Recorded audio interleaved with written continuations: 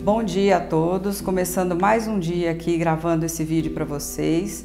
Meu nome é Cristiane Calil, reumatologista, e estou aqui para dar umas dicas para vocês sobre artrite reumatoide.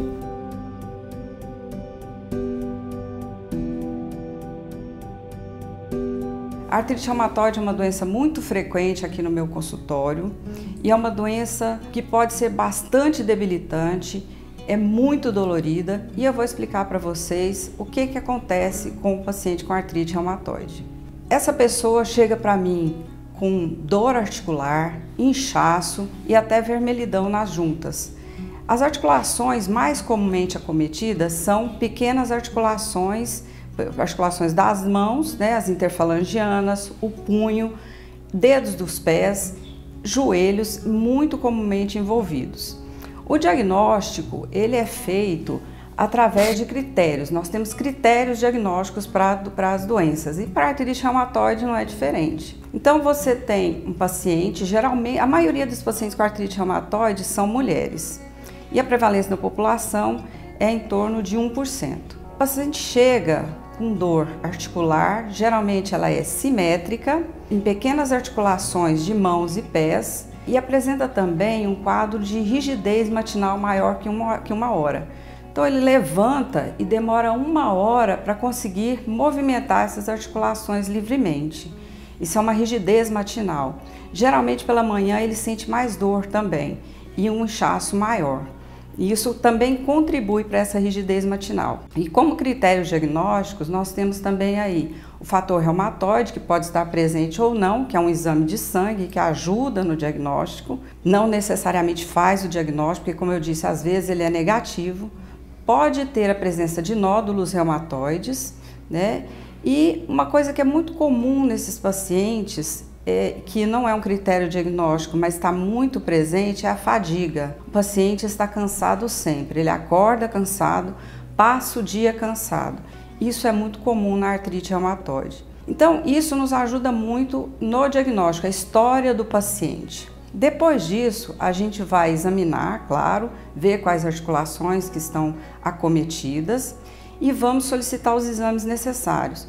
Os exames mais comuns sempre ajudam a gente, principalmente de atividade inflamatória, né? O VHS, proteína C reativa, que geralmente são elevados nesses casos.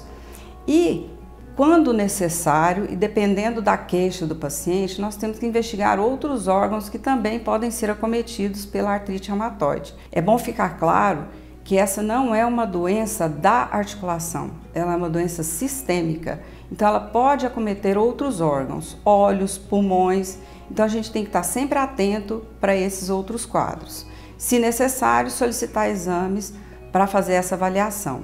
O que é importante da gente falar de tratamento da artrite reumatoide?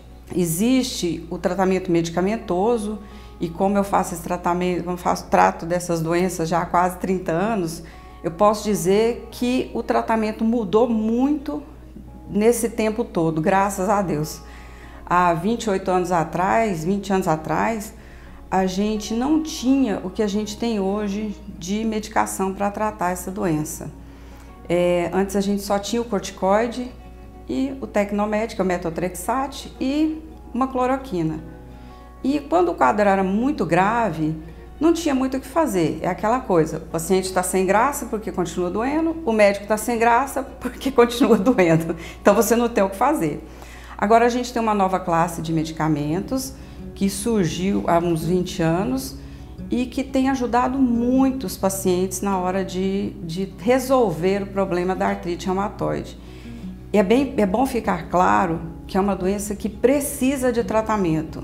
Não vai ser resolvida com dieta, com atividade física, não vai ser resolvida. Ela precisa ser tratada com medicamentos, porque é uma doença que pode trazer lesões permanentes no paciente. Lesões nas mãos, o paciente ter dificuldade de pegar um controle, de pegar uma caneta, de escrever, ele pode perder essa capacidade dependendo da gravidade da doença. Hoje a gente vê menos isso por causa desses novos medicamentos. Então isso tem sido cada vez mais raro, graças a Deus, aqui pra gente.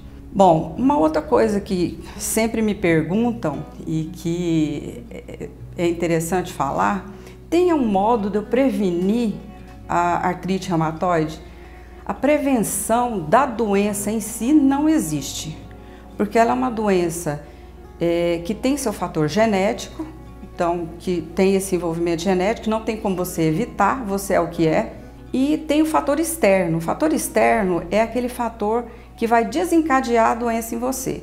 A minha genética é exatamente igual a do meu irmão idêntico, um irmão univitelíneo. Por que um tem e o outro não tem? Algum fator genético influenciou aí. Um vírus, uma bactéria, um estresse emocional, tudo isso pode ser o gatilho para o início da doença. Mas mesmo assim é importante enfatizar que tem algumas coisas que podem piorar a doença ou dificultar o tratamento. Por exemplo, quem fuma tem uma resposta pior ao tratamento da artrite reumatoide. Depois que você tem uma melhora da pessoa, desse paciente, que ele melhorou, não está com dor mais, atividade física é importante? Para quê? Para fortalecer essa musculatura e proteger a sua articulação. Quanto mais forte seu músculo, mais protegida a sua articulação está.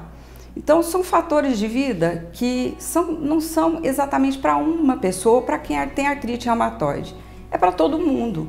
Um estilo de vida um pouco mais saudável, com moderação, faz bem para todo mundo, não tem dificuldade de fazer isso, tá bom? É isso aí, fica a dica, um abraço para vocês.